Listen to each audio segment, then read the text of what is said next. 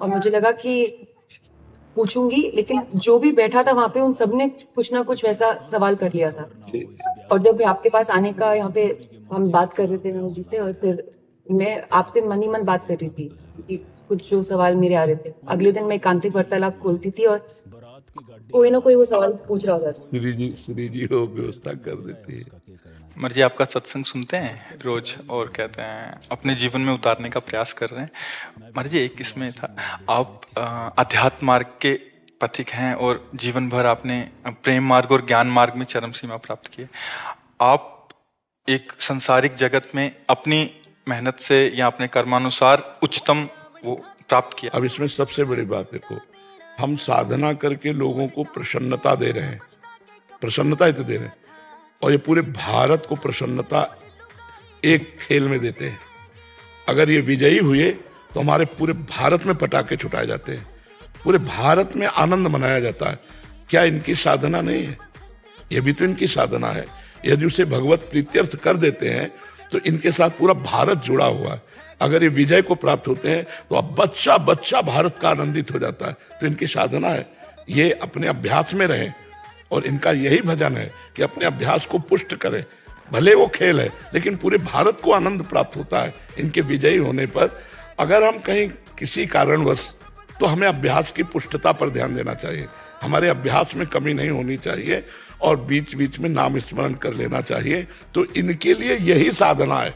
अपने अपने लक्ष्य को अगर हम दृढ़ता से निभाएं तो हम अपनी जगह उन्नति को प्राप्त होंगे, और ये अपनी जगह उन्नति को प्राप्त होंगे, और दोनों एक ही जगह पहुंचेंगे। क्योंकि ये परमात्मा के इस विश्व में इस भाव से रह रहे हैं, हम इस भाव से रह रहे हैं। तो सेवा वो भी है और सेवा ये भी है। ऐसा नहीं कि केवल परमात्मा की चंवर डुलाना ही सेवा होती है, अलग अलग सेवाएं होती है। तो इनको भगवान ने खेल सेवा दी है।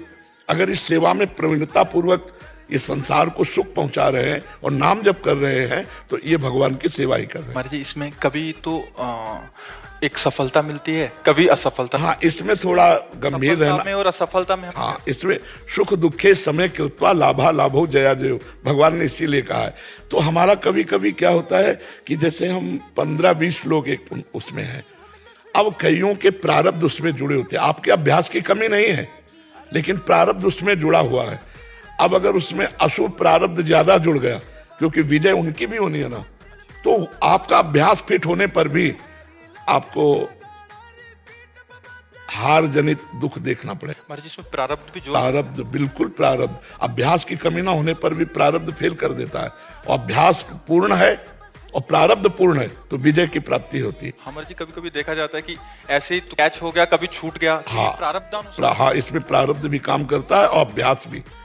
जैसे मानो 15-20 की, अब ये अभ्यास में बहुत प्रवीण है, लेकिन इस बार प्रारब्ध है कि दुख भोगना है, तो आपको उनके संग के प्रभाव से, क्योंकि पूरा खेल एक से तो होगा नहीं, तो आपका किया हुआ अभ्यास भी फेल हो जाएगा। अभ्यास ही केवल नहीं है, उसमें प्रारब्ध भी है।